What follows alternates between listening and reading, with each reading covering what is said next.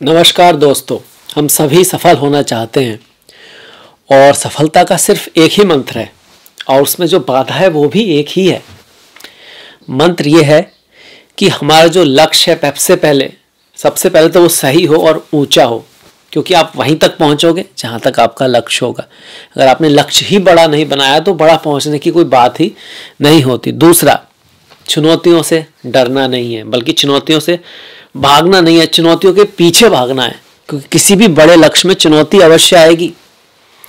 ऐसा अवश्य लगेगा भैया ये हमसे नहीं हो सकता, ये नहीं हो पाएगा, पर हमको उसको करके दिखाना है और उसकी जो बाधा है वो भी एक ही है और वो खुद आप हो।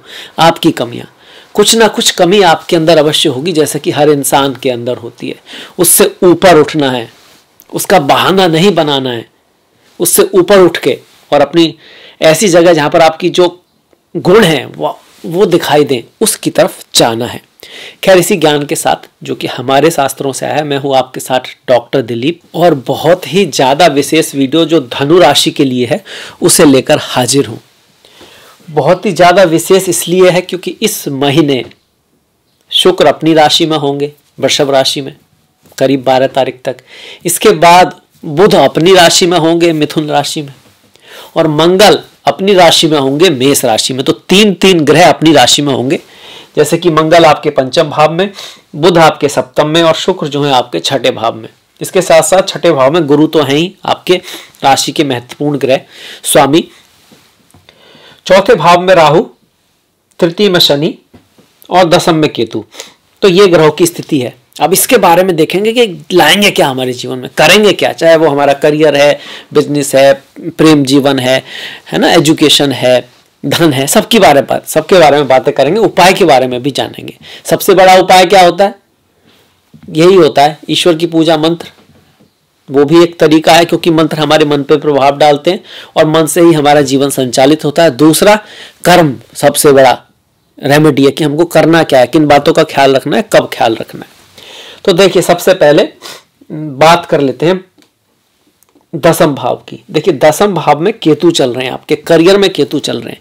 और जब करियर के भाव में केतु चलते हैं तो हम भागते बहुत हैं, मेहनत तो बहुत करते हैं, पर ऐसा लगता है कि बात कहीं जा नहीं रही है, या फिर वो जो अंतिम जो लक्ष्य है ना वो दिख नहीं रहा है। तो ऐसे में जिसको केतु को कहा गया मोक्ष भाव है, थोड़ा सा वैराग्यपूर्ण कर्तव्य करना होता है व्यक्ति को। वैराग्यपूर्ण कर्तव्य करने का अर्थ ये हुआ कि आप मेहनत तो पूरी कर रहे हो, पर रिजल्ट जो है उसके जो रिजल्ट को आपने ईश्वर पे छोड़ा हुआ, जिसको निष्काम भक्ति कहते हैं, क्योंकि रिजल्ट अपने हिसाब से ही आएंगे। केतु एक सस्पेंस को बना के रखेगा, पर फिर भी इस महीने क्या परिवर्तन हो रहा है कि 14 तारीख को जो अब तक दसम भाव का स्वामी छठे में, मतलब रोग, ऋण, शत्रु, डेली एफर्ट, हार्डवर्क, मेहनत के भाव में चल रहा था, वो सप्तम में आएगा 14 के बाद।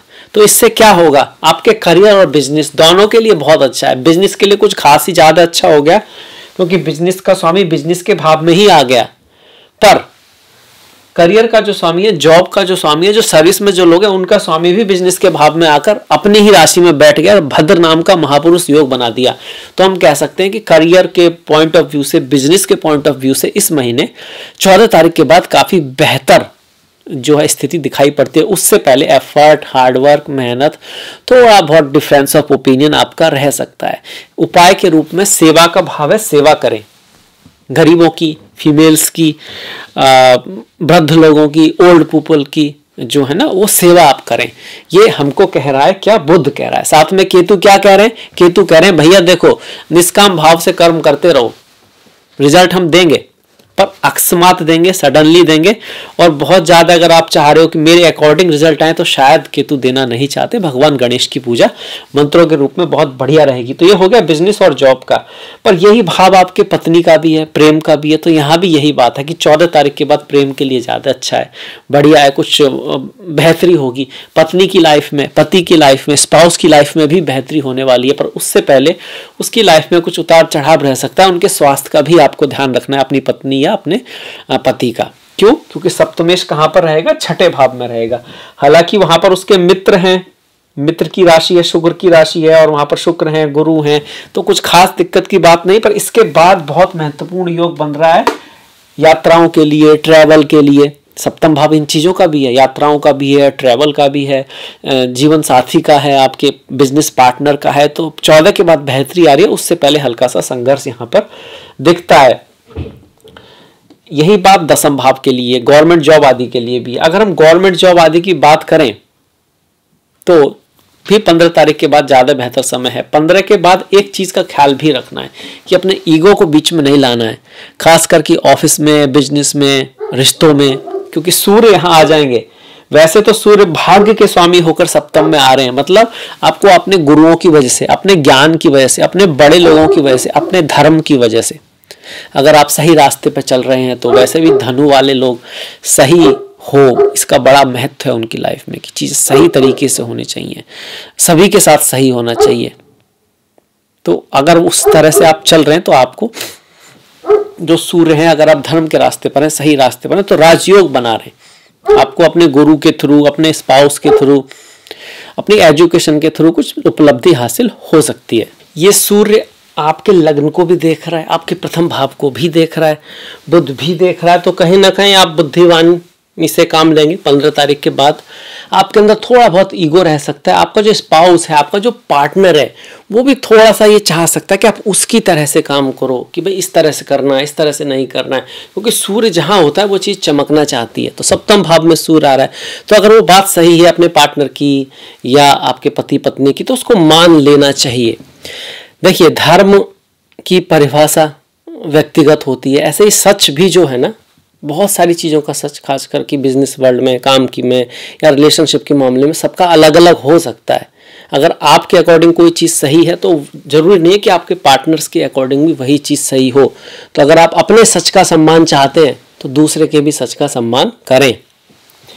अब इसके बाद बढ़ जाते हैं चौथा भाव, जहाँ पे राहु बैठे हैं, कह रहे हैं भैया देखो माता के सुख में थोड़ी सी कमी कर सकते हैं, माता के स्वास्थ्य में भी हल्की सी दिक्कत रह सकती है। धनु राशि वालों के मातृभूमि से दूर जाने का योग है, बहुत मतलब स्ट्रांग योग बना हुआ है, क्योंकि चौथे भाव में जब राहु आते हैं तो अक्सर आपको अपने जन्मभूमि से दूर ले जाते हैं, अपने कल्चर से, आपके दोस्तों से, बंधुओं से कहीं दूर जाने को कहते हैं। और बाई चांस आप नहीं जाते हैं, घर पर हैं, तो माता से, बंधुओं से कुछ मतभेद होने के चांस यहाँ पर बने रहते हैं। साथ में ही इस भाव का जो स्वामी है चौथे भाव का, वो भी छठे भाव में आ गया। पहले पंचम में था गुरु, अब मई से गुरु छठे में आ गए। तो माता के स्वास्थ्य में थोड़ा सा ध्यान रखिएगा, बंधु वगैरह से अपने बना के रखिएगा। रिश्ते नातों के मामले में थोड़ा सा केयरफुली आपको रहना चाहिए। रहीमन धागा प्रेम का मत तोड़े छटकाए, जोड़े ते फिर ना जुड़े, जुड़े गांठ पड़ जाए। फॉरेन यात्रा के लिए विदेशों से लाभ आपको दिखा रहा है। बाहर जाना आप चाहते हैं तो उसके लिए यही चीज़ शुभ हो जाती है, राहु का चौथे भाव में आना। न्यू एज टेक्नोलॉजी सीखने के लिए घर में कुछ फॉरेन चीज़ें, विदेशी चीज़ें आप ला सकते हैं या आएंगी आपके घर में। विदेशी का मतलब दूसरे कल्चर की चीज़ें, मतलब अगर कोई नॉर्थ इंडिया में रह रहा है तो साउथ इंडिया की चीज़ भी आ सकती है, जरूरी नहीं कि फॉरेन से ही आए। इस तरह का यहाँ पे राहु दिखा रहा है। अब शनि की अगर बात की जाए तो ऐसे तो तृतीय भाव में बैठे हुए शनि हैं, शुभ हैं, बढ़िया हैं, पर थोड़ा सा आपके छोटे भाई बहनों से की लाइफ में कुछ डिफरेंस ऑफ ओपिनियन या उनकी लाइफ में कुछ उतार चढ़ाव रख सकते हैं। अदरवाइज यहाँ पर तृतीय भाव में शनि आपको पराक्रम के लिए प्रेरित करता है, रिस्क लेने के लिए प्रेरित करता है, आपको साहस देता है। साहस ही भाग्य को बनाता है, कर्म ही भाग्य को बनाता है। उस नजरिए से अच्छे हैं, पर ईजी नहीं करने वाले चीज़ों को। यहाँ से शनि की जो लास्ट दृष्टि है वो भी 12वें भाव पर पड़ रही है, तो बाहर विदेश यात्रा, थोड़ा बहुत व्यय, फालतू का खर्च होना, ये भी यहाँ पे दिखा रहा है। कुछ इन्वेस्टमेंट की तरफ आप जा सकते हैं, कुछ रिस्क टेकिंग एबिलिटीज आप थोड़ा कर सकते हैं, जहाँ पे कुछ रिस्क लेना लगे पैसे का और उससे आप कुछ लाभ करना चाहें। ऐसा पिछले समय से चल रहा होगा और फ्यूचर में भी होने के चांसेस यहाँ पे बने हुए हैं। पंचम भाव में पंचम का स्वामी आकर स्टॉक मार्केट से या किसी चीज स्पोर्ट्स में आपका लाभ दिखा रहा है। स्पोर्ट्स है, स्टॉक मार्केट है, लॉजिकल काम है, इंजीनियरिंग में हो आप, मेटल से जुड़ा हुआ आपका काम है। एजुकेशन के मामले में भी जैसे कि मैथ, फिजिक्स, इस तरह के सब्जेक्ट में आपके लिए अच्छा दिखा रहा है। पर मंगल है भाई, योद्धा है, तो मेहनत के बाद, एफर्ट के बाद ही रिजल्ट दिखते हैं। प्रेम के मामले में ये ग्रह बहुत बढ़िया नहीं है। यहाँ बैठकर ये कहता है कि देख, गुस्से का थोड़ा सा ध्यान रखना है, जल्दबाजी में हमको एक्शन नहीं लेना है। यहाँ मंगल की अपने ही भाव पर दृष्टि, आपका खर्चा तो जरूर बढ़ेगा, पर आपका वो जो खर्चा है आपके कहीं काम आ जाए, इस चीज की पॉसिबिलिटी यहाँ पर हो रही है। और प्रेम के मामले में मैंने कहा कि भाई रेस्पॉन्सिबिलिटी लेनी है, गुस्सा नहीं होना है। आपका पार्टनर भी थोड़ा सा गुस्सा वाला हो सकता है, एग्रेसिव हो सकता है इस समय, आपको ऐसा लग सकता है, या फिर उसका रुझान स्पोर्ट्स की तरफ चला जाए, है ना, स्पोर्ट्स की तरफ उसको फोकस हो जाए, इस तरह की पॉसिबिलिटी यहाँ पर बन रही है। ये मंगल यहाँ पे कर रहे हैं। मंगल की जो चौथी दृष्टि है 1 2 3 4 वो अष्टम पर भी है। थोड़ा बहुत एक्सीडेंट, चोट का भय इस महीने है, तो हमको ध्यान रखना होगा। एज ए रेमेडी आप जानते हैं कि मंगल की सबसे बड़ी रेमेडी तो क्या है, हनुमान जी की पूजा की जाए, संकट मोचन का पाठ किया जाए, साथ में एक्सरसाइज की जाए, रनिंग की जाए, फिजिकल एक्सरसाइज की जाए, क्योंकि मंगल क्या है, देह है, आपकी बॉडीली जो एनर्जी है वो मंगल दिखाता है। और जब एक्सरसाइज करोगे तो फिर बाद में आप शांत रहोगे, आपको गुस्सा भी कम आएगा और थोड़ा आप स्मूथली काम करोगे। अदरवाइज जो एनर्जी जो एक साथ है, जिसको कोई रास्ता नहीं मिल रहा है, वो फिर फालतू में इधर उधर दिक्कत कर सकती है। ऐसे बोलते हैं ना, खाली दिमाग शैतान का घर, इसलिए खाली एनर्जी जो है और जिसको चैनलाइज नहीं किया जा रहा है वो दिक्कत का कारण बनती है नॉर्मली, और नहीं तो एसिडिटी वगैरह ये सब बढ़ने लगता है इस चीज़ का। तो एक्सरसाइज जरूर करें, रनिंग, जॉगिंग जो आपसे हो सकता है वो थोड़ा बहुत जरूर करें, योगा, प्राणायाम। धन के मामले में धन का स्वामी तृतीय भाव में बैठा है, धन प्रयास करके मेहनत से आता रहेगा। वही लाभ का स्वामी छठे भाव में बैठा हुआ है आपका, तो ये कहीं ना कहीं कह रहा है कि भैया देखो, लाभ तो आएगा पर एफर्ट के बाद आएगा, ऑब्स्टिकल के बाद आएगा, सीधे सीधे नहीं आएगा। आपके बड़े भाई की लाइफ में कुछ संघर्ष रह सकते हैं, पर उस संघर्ष के बाद उनको अच्छा रहेगा, बढ़िया रहेगा, इस चीज को यहाँ पे दिखा रहा है। गुरु और शुक्र का संबंध जब भी मिले अच्छा ही मानते हैं, भले ही छठे भाव में बन रहा है, छठे भाव में भी बनता हुआ आपके स्वास्थ्य का तो हल्का सा ध्यान रखना है, पर आपको विदेश फौरन ले जा सकता है ये। और अगर आप डॉक्टर हैं, स्टॉक से जुड़े हुए हैं, आप लॉयर हैं, आपका काम किसी तरह से सर्विस सेक्टर में है, तो फिर ये आपको छठे भाव में गुरु शुक्र का जो योग है, आपके सहयोगी जो होते हैं, साथी जो होते हैं, उनसे आपको सपोर्ट दिला सकता है, या अपनी जॉब के थ्रू आप कहीं बाहर विदेश जा सकते हैं। खर्चे को ये बढ़ा के रखने वाला योग है।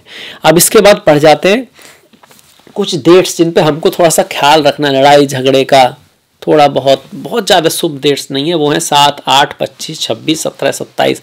खास करके रिश्तों में ख्याल रखना है, पति पत्नी के बीच में, माता पिता के साथ भी ये दिन थोड़े से ना ऊपर नीचे जा सकते हैं रिश्तों के मामले में। अब और दूसरे मुहूर्त देखें तो इस महीने ना तो कोई गृह प्रवेश का मुहूर्त है, ना ही कोई विवाह आदि का मुहूर्त है। व्हीकल से संबंधित कोई काम करना है तो 2, 6, 7, 9, 10, 16, 17, 19, 24, 26, 27 को कर सकते हैं। इनमें से 27 है, 26 है, ये थोड़ा सा ना रिश्तों में ध्यान रखना है, लोगों के साथ, घर पर। वही प्रॉपर्टी का कोई काम हो तो 2, 6, 7, 11, 12, 22, 27 तारीखें ठीक हैं, अच्छी हैं। ओवरऑल इस महीने में जो शुभ तारीखें हैं अगर हम देखें तो 2, 4, 5, 9, 10, 11, 16, 19, 20, 23, 24, 30, खास करके 16 और 19 तारीखें काफ़ी हद तक अच्छी हैं। तो अब इसके बाद कहाँ बढ़े भाई, इसके बाद बढ़ते हैं त्योहारों की तरफ। अगर आपको ये वीडियो पसंद आ रहा है, अच्छा रहा है, तो प्लीज़ लाइक कीजिएगा, सब्सक्राइब कीजिएगा और कमेंट करना मत भूलिएगा। त्योहारों पे आ जाते हैं।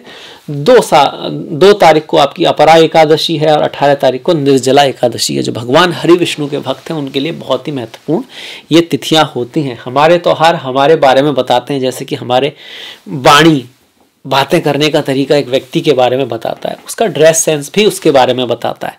कुछ लोग ड्रेस सेंस से आइडिया लगाते हैं कि इसका शुक्र कैसा होगा, बात करने से कि उसका बुध कैसा होगा, कर्म की शैली से कि उसका शनि कैसा होगा, और साहस से मंगल कैसा होगा। ऐसे ही हमारे त्योहार हमारी संस्कृति को दिखाते हैं।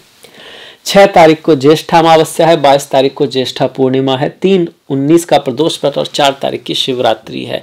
ओम नमो नारायणाय, ओम नमो भगवते वासुदेवाय, ओम नमः शिवाय, चिदानंद रूपा शिवोहम शिवोहम। 24 की संकष्टी और 14 तारीख की संक्रांति है। संकष्टी है, संक्रांति है, अमावस्या है, पूर्णिमा है, ये है ना जो हमने बातें की। ये सारे त्योहार, ये जो फास्ट है हर महीने आते हैं और इनको रखना, इस दिन को दान पुण्य पूजा प्रार्थना करना अत्यधिक शुभ होता है। सारी रेमेडी इसमें छुपी हुई हैं और इससे पहले की कोई दिक्कत आए हम तब करें, मन से निष्काम भाव से अगर हम ऐसा करते हैं तो हमको बहुत ही लाभ होने वाला है। खैर इसी के साथ मैं ये वीडियो समाप्त करता हूँ। आपसे मुलाकात होगी नेक्स्ट वीडियो में। तब तक के लिए आप अपना ख्याल रखें, अपनों का ख्याल रखें। नमस्कार, धन्यवाद।